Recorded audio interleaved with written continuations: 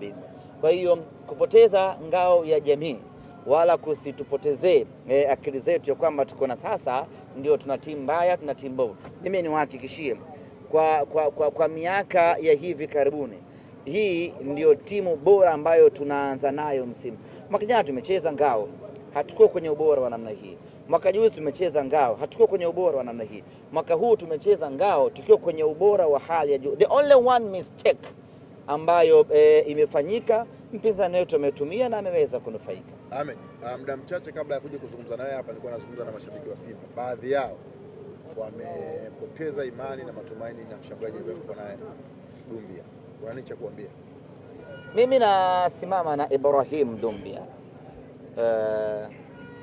Niwaulize tu, ni nafasi gani ambayo Dumbia ameipoteza ile? Wengi wamelalamikia kwenye hata uwezo wa kutuliza lazima mahali anamwachia mtu anakwenda anatafuta nafasi.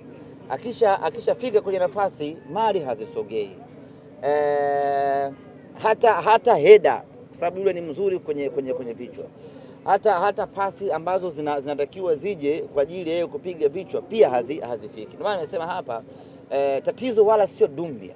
Tatizo ni ule mstari wetu wa mbele kwenye kutengeneza mashambulizi.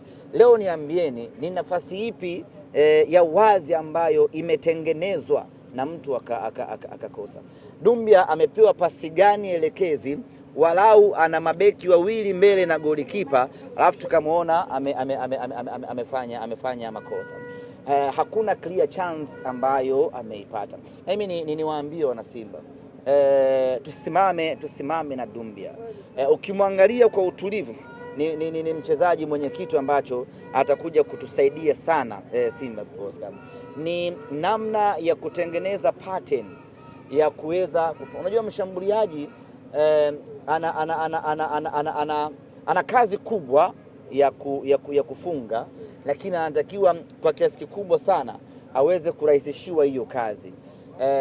Msimu huu mpaka muda huu katika mechi zote ambazo amecheza Dumbia hajapata huo msaada wa kumrahisishia kazi.